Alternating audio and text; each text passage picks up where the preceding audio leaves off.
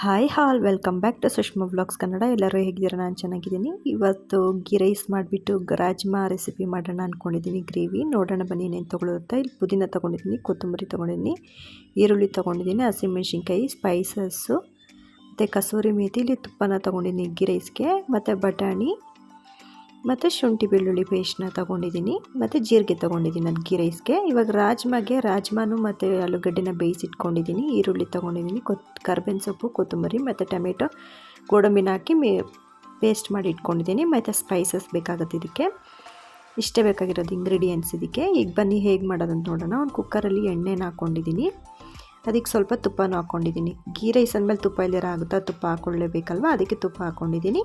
ಆಮೇಲೆ ಚಕ್ಕೆ, ಲವಂಗ, ಸ್ಟಾರು, ಮರಾಠಿ ಮೊಗ್ಗು, ಏಲಕ್ಕಿ ಮತ್ತು ಕಾಳುಮೆಣಸು, ಪಲಾವ್ ಎಲೆನ ಹಾಕ್ಕೊಂಡು ಈರುಳ್ಳಿನ ಹಾಕ್ಕೊಂಡು ಚೆನ್ನಾಗಿ ಫ್ರೈ ಮಾಡ್ಕೋಬೇಕು.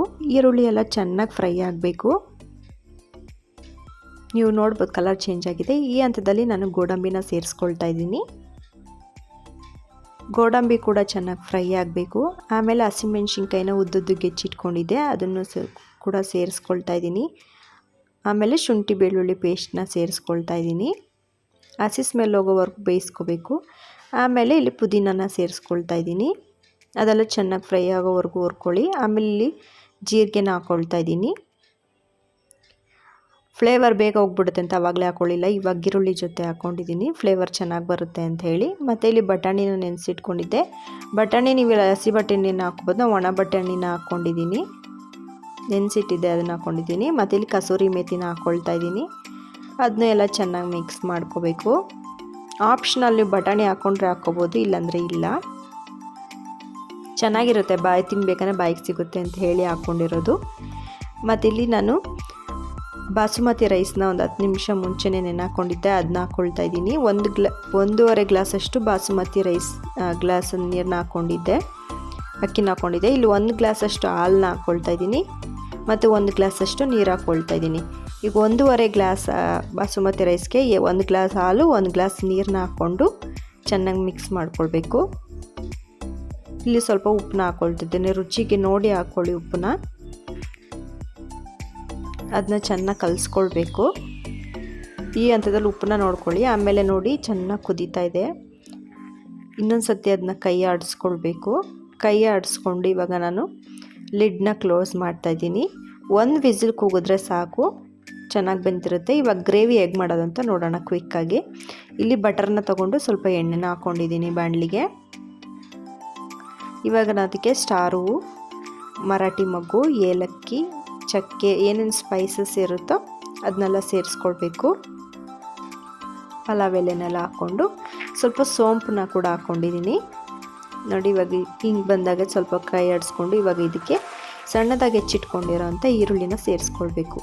ಈರುಳ್ಳಿ ಎಲ್ಲನೂ ಕೆಂಪಾಗೋವರೆಗೂ ಹುರ್ಕೊಳ್ಳಿ ಸ್ವಲ್ಪ. ಆಮೇಲೆ ನಾನು ಇದಕ್ಕೆ ಶುಂಠಿ ಬೆಳ್ಳುಳ್ಳಿ ಪೇಸ್ಟ್ನ ಹಾಕ್ಕೊಂಡು ಚೆನ್ನಾಗಿ ಫ್ರೈ ಮಾಡ್ಕೊಳ್ತಾ ಇದ್ದೀನಿ.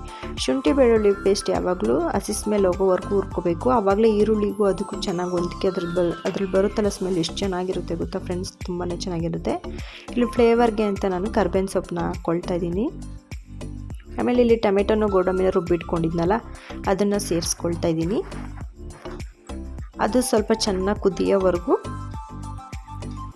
ಬಾಡಿಸ್ಕೋಬೇಕು. ಇಲ್ಲಿ ಸ್ವಲ್ಪ ಹಿಂಗನ್ನ ಹಾಕ್ಕೊಳ್ತಾ ಇದ್ದೀನಿ. ನೀವು ನೋಡ್ತಾ ಇರ್ಬೋದು ಇವಾಗ ಸ್ವಲ್ಪ ಕಲರ್ ಚೇಂಜ್ ಆಗಿದೆ. ಇವಾಗ ನಾನು ಇಲ್ಲಿ ಅರಿಶಿನ ಪುಡಿ, ಧನಿಯಾ ಪುಡಿ, ಗರಂ ಮಸಾಲ ಮತ್ತು ಖಾರದ ಪುಡಿ, ಸ್ವಲ್ಪ ಸಾಂಬಾರು ಪುಡಿನ ಹಾಕ್ಕೊಳ್ತಾ ಇದ್ದೀನಿ. ನಿಮಗೆ ಬೇಕಿದ್ರೆ ಚಿಕನ್ ಮಸಾಲನೂ ಹಾಕ್ಕೋಬೋದು. ಇದಕ್ಕೆ ಚೆನ್ನಾಗೆ ಫ್ರೈ ಮಾಡ್ಕೊಳ್ಳಿ. ನೋಡಿ ಈ ಹಂತಕ್ಕೆ ಬೇಯಿಸ್ಕೋಬೇಕು. ಇವಾಗ ನಾನು ಬಟಾಣಿನೋ ರಾಜ್ಮಾನು ಆಲೂಗಡ್ಡೆನೂ ಬೇಯಿಸಿಟ್ಕೊಂಡಿದ್ನಲ್ಲ ಅದನ್ನು ಸೇರಿಸ್ಕೊಳ್ತಾ ಇದ್ದೀನಿ. ಮತ್ತು ಇಲ್ಲಿ ಅದರಲ್ಲಿ ಒಂದು ಅರ್ಧದಷ್ಟು ಆಲೂಗಡ್ಡೆನ ಮತ್ತು ಸ್ವಲ್ಪ ಸ್ಮ್ಯಾಶ್ ಮಾಡಿಟ್ಟಿದ್ದೆ, ಅದನ್ನು ಸೇರಿಸ್ಕೊಳ್ತಾ ಇದ್ದೀನಿ, ಗ್ರೇವಿ ಥಿಕ್ನೆಸ್ ಬರಲಿ ಅಂತ ಹೇಳಿ. ಮತ್ತು ಅದು ಬೇಯಿಸ್ಕೊಂಡಿರೋ ನೀರನ್ನೇ ಸೇರಿಸ್ಕೊಂಡು ಚೆನ್ನಾಗಿ ಕೈ ಆಡಿಸ್ಕೋಬೇಕು. ಮತ್ತು ಇಲ್ಲಿ ಕೊತ್ತಂಬರಿ ಸೊಪ್ಪನ್ನ ಹಾಕ್ಕೊಳ್ತಾ ಇದ್ದೀನಿ. ಉಪ್ಪನ್ನ ನೋಡಿ ಹಾಕ್ಕೊಳ್ಳಿ, ಯಾಕಂದರೆ ಮುಂಚೆನೇ ಬೇಯಿಸ್ಬೇಕಂದ್ರೆ ರಾಜ್ಮಾನ ಆಲೂಗಡ್ಡೆನೇ ಉಪ್ಪು ಹಾಕ್ಕೊಂಡಿರ್ತೀವಲ್ಲ, ನೋಡಿಬಿಟ್ಟು ಹಾಕ್ಕೋಬೇಕು. ಇಲ್ಲಿ ಸ್ವಲ್ಪ ಶುಗರ್ನ ಕೂಡ ಆ್ಯಡ್ ಮಾಡ್ತಾಯಿದ್ದೀನಿ. ಅದನ್ನೆಲ್ಲ ಚೆನ್ನಾಗಿ ಬರೋವರೆಗೂ ಸ್ವಲ್ಪ ಗ್ರೇವಿ ತಿಕ್ಕಾಗೋವರೆಗೂ ಚೆನ್ನಾಗಿ ಕುದಿಸ್ಕೋಬೇಕು. ಇವಾಗ ರೆಡಿಯಾಗಿದೆ. ಇವಾಗ ಕುಕ್ಕರಲ್ಲಿ ಇಟ್ಟಿದ್ವಲ್ಲ ಗೀ ರೈಸ್ ನೋಡಿ ಹೇಗಾಗಿದೆ. ತುಂಬ ಟೇಸ್ಟಿಯಾಗಿತ್ತು. ಒಂದ್ಸತಿ ಟ್ರೈ ಮಾಡಿ ನೋಡಿ, ಮತ್ತೆ ಮಾಡ್ಕೊಂಡು ತಿಂತೀರಾ. ಅಷ್ಟು ಮತ್ತು ಸಿಂಪಲ್ ಆ್ಯಂಡ್ ಈಸಿಯಾಗಿ ಹಾಫ್ ಆನ್ ಅವರಲ್ಲಿ ಎರಡನ್ನೂ ಮಾಡ್ಕೊಬಿಡ್ಬೋದು ನಾವು.